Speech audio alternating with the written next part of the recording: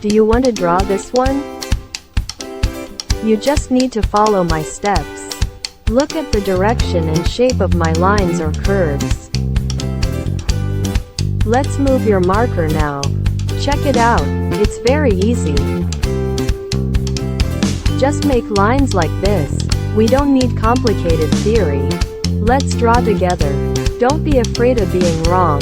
Everyone has their own artistic soul.